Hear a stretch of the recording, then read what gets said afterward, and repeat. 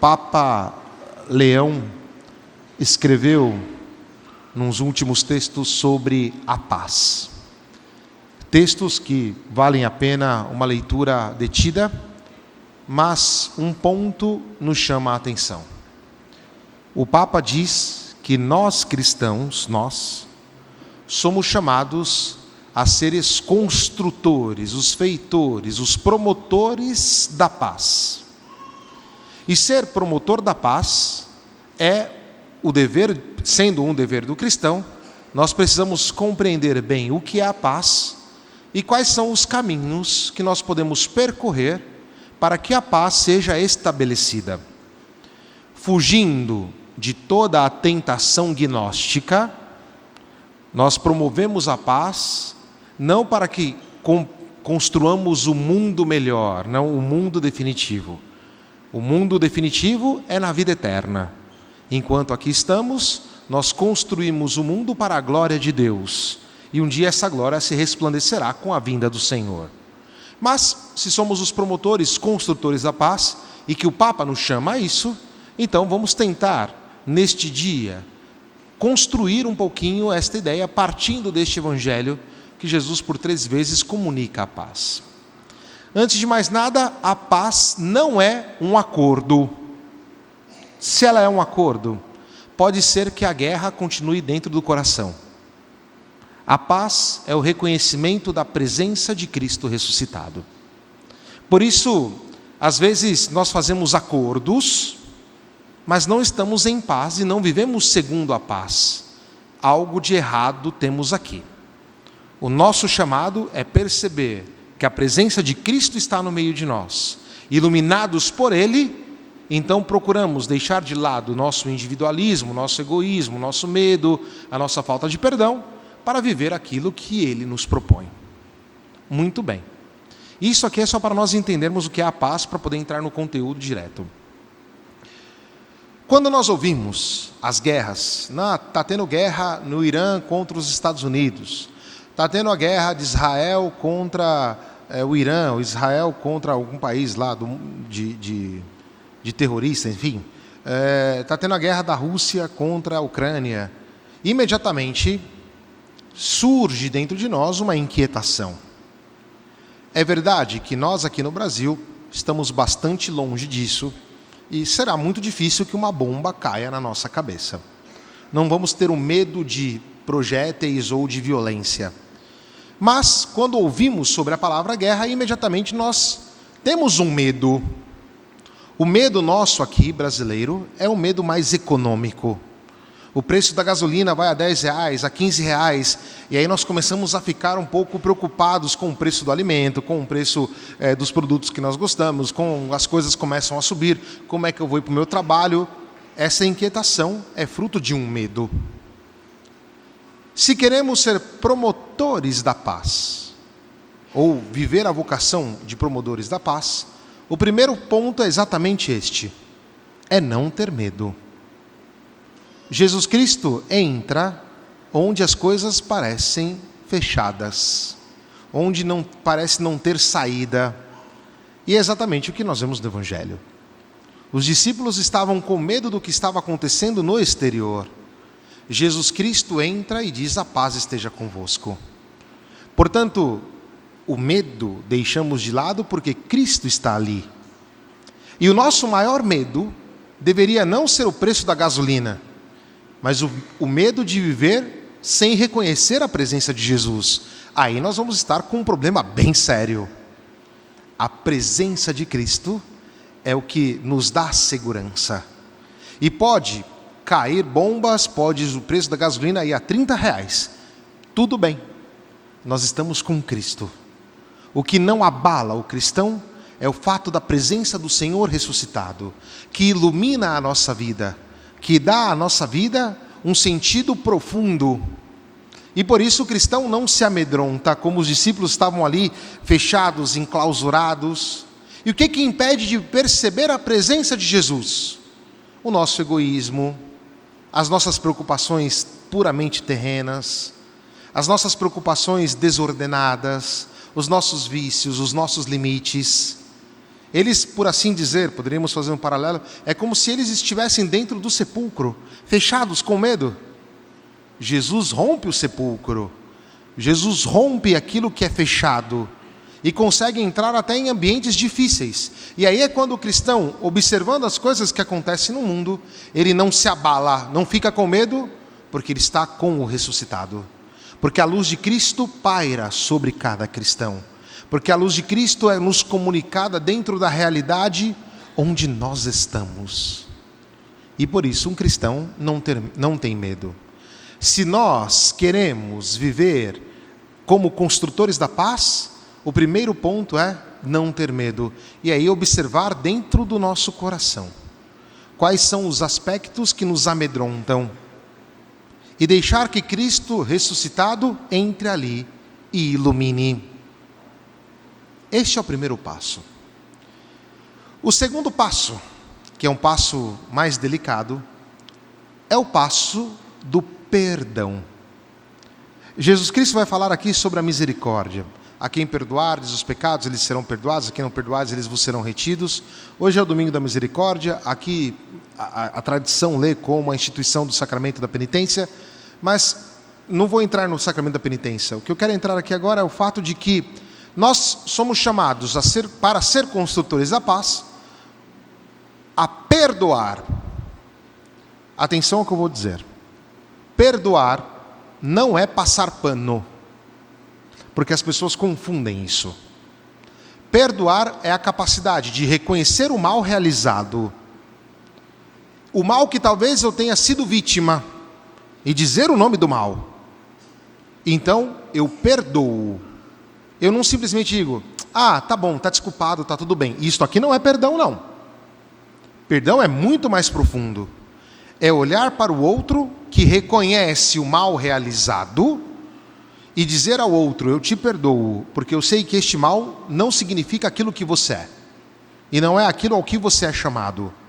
Mas quem pede perdão também é chamado a perceber o mal que realizou, o mal que fez. E muitas vezes nós não queremos fazer isso. Então, se você for pedir perdão para alguém, é necessário dizer, perdoe-me porque eu menti, perdoe-me porque eu fui falso, perdoe-me porque eu roubei, perdoe-me porque precisa dizer o mal feito. E quando uma pessoa pede perdão, nós perdoamos. Não basta dizer, tá bom, tá tudo bem. Não, eu te perdoo. E esse eu te perdoo significa dar ao outro esta capacidade de viver a novidade da vida. E por que pedimos perdão? Porque o próprio Senhor nos perdoou os nossos pecados, perdoou tudo. E aí é quando nós perdoamos também os demais. E quando nós também somos capazes de pedir perdão. Quando isso acontece, as guerras acabam. Mas pedir perdão de verdade. É necessário observar, olhar para sua esposa e dizer para ela, amor, me perdoe. Esposa, é necessário dizer ao seu marido, eu te perdoo. Olhando no olho, hein? Porque a presença do ressuscitado está ali, na casa de cada um de vocês. Igreja doméstica. A mesma coisa é a esposa que precisa pedir perdão ao marido. Marido, te peço perdão. E o marido precisa olhar no olho e dizer, eu te perdoo. Não é o, tá bom, vai, tá resolvido. Não é assim. Perdão é muito sério. Padre, mas foi uma coisa pequena. Não interessa. O exercício do pedir perdão e do perdoar é muito profundo. E Jesus Cristo vai nos dizer exatamente isso aqui, pedir perdão. Ter esta capacidade profunda de dizer, eu te perdoo, ou perdoe-me. Se você é líder, chefe de uma empresa, ou quem sabe diretor de alguma coisa, tem pessoas que estão ao seu redor, que ajudam você, o seu time. Se você é o líder e errou, você precisa dizer ao seu time, me perdoe, eu errei. Se alguém do seu... E dizer o porquê errou, hein? Se alguém do seu time pedir perdão, perdoe também. Isto é o caminho cristão, isto é a vida do cristão. Perdoar e saber pedir perdão. É aquilo que o Senhor vai nos dizer aqui neste Evangelho, é isto que este domingo da misericórdia propõe para cada um de nós. É esta beleza, que acontece dentro da nossa casa, que acontece no nosso trabalho, que acontece na alegria das situações do nosso dia a dia, na escola, na universidade, nos lugares, enfim. O cristão é esse que, reconhecendo a presença do ressuscitado, sabe que a luz de Cristo é capaz de iluminar qualquer treva. Portanto, o perdão não é um acordo de paz. E aí é onde às vezes eu vejo, às vezes eu atendo muitas famílias, enfim. Às vezes as pessoas em casa ficam, eu te perdoo, mas fica com aquela coisa dentro. Mas essa coisa dentro é porque não reconheceu a presença de Cristo. E reconhecer a presença de Cristo não nos deixa com uma coisa dentro. Nós perdoamos verdadeiramente. E pedimos perdão verdadeiramente. Não ficamos com situações travadas dentro do nosso afeto, nem dentro das nossas relações. Perdoamos e continuamos o caminho agora à luz de Cristo, que iluminou as nossas trevas, que iluminou as nossas dificuldades. E por isso saber viver esta beleza do perdão, reconhecendo a presença de Cristo no meio de nós, é o que nos ajuda a sair de acordos. Acordo que o mundo propõe, não. Nós vivemos uma vida verdadeira. A luz de Cristo, ela faz também ver as sombras que acontecem conosco. Na vida de todo mundo aqui tem sombra, mas é deixando a luz de Cristo tocar em nós que nós vamos perceber a luz do ressuscitado, a presença de Cristo. E o terceiro ponto, e aqui é ligado a Tomé. Tomé é uma figura incrível, vale a pena estudar a figura dele. Tomé estava ali, não estava com os apóstolos, com os discípulos, no momento em que Jesus apareceu para eles. Isto aqui mostra um pouquinho a nossa reação quando algo de ruim acontece. Provavelmente Tomé, muito provavelmente, ele estava triste, situações difíceis, Jesus morreu, estão dizendo aí que ele ressuscitou e tal, né? Tomé, naquele momento, não estava com a comunidade. E muitas vezes nós fazemos isso, hein? Quantas vezes você brigou com a sua esposa ou com o seu esposo e não quis ir para casa? Preferiu ficar em outro lugar? Você tem que voltar para a comunidade, hein? Tem que voltar para a tua família. Quantas vezes nós brigamos com os amigos e aí nós refutamos de comparecer nos eventos que nós somos convidados? Só que não é cristão não, hein? Tudo bem. Tomé encontra os discípulos e eles vão dizer alegres: vimos o Senhor. Tomé olha para eles e fala: não acredito não. Imagina o banho de água fria que eles tomaram naquele momento, não? Mas a beleza de Tomé é que ele voltou para a comunidade, estava com eles. E Jesus aparece novamente. Portanto, ele reconhece a presença do Senhor na comunidade. Meu irmão, minha irmã, Jesus está presente na tua casa. Jesus está presente no seu trabalho. Jesus está presente na sua escola, na sua universidade, no trânsito. Jesus está presente lá no trem, no ônibus. Jesus está presente no supermercado.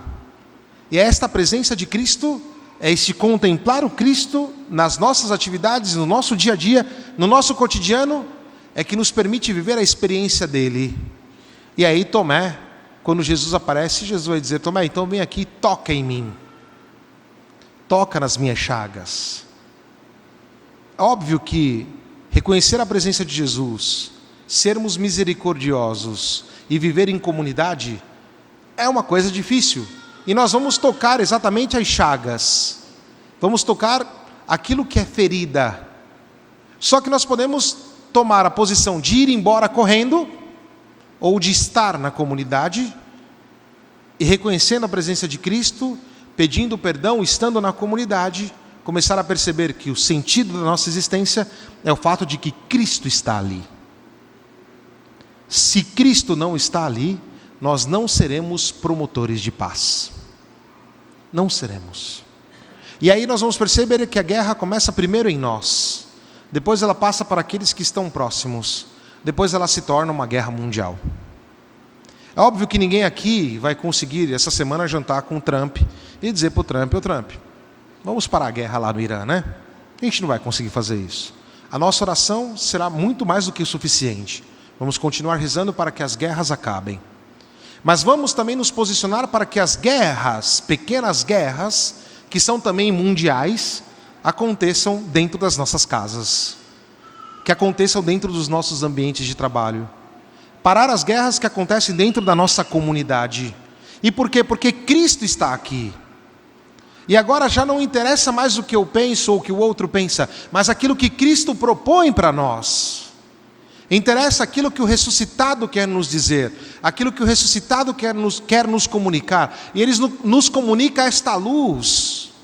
E esta luz é benfazeja, essa luz é benevolente, ela é boa, porque é a luz do próprio Deus, é a luz de Cristo, que vai iluminar as nossas trevas, que vai criar sombras no nosso ser. Óbvio, porque nós não somos perfeitos, mas que bom que isso aconteça.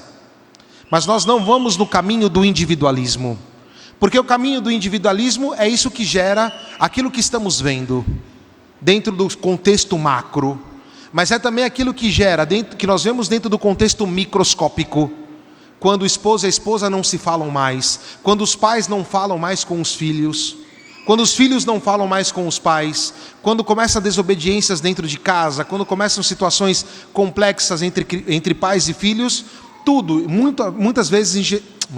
geralmente é fruto do nosso individualismo, é o fruto de não reconhecer a presença de Jesus na nossa vida, na nossa comunidade, e aí nós fechamos as portas, e não reconhecendo Cristo, viveremos sempre em guerra, A única maneira, o único passo para sair disso é reconhecer a presença do ressuscitado e viver iluminados, propagando a luz de Cristo. Óbvio que vai ter situações que nós não estamos de acordo, óbvio que vai ter situações em que me deixa um pouco perplexo, mas o importante é reconhecer a luz do Senhor. Importante reconhecer Cristo ali.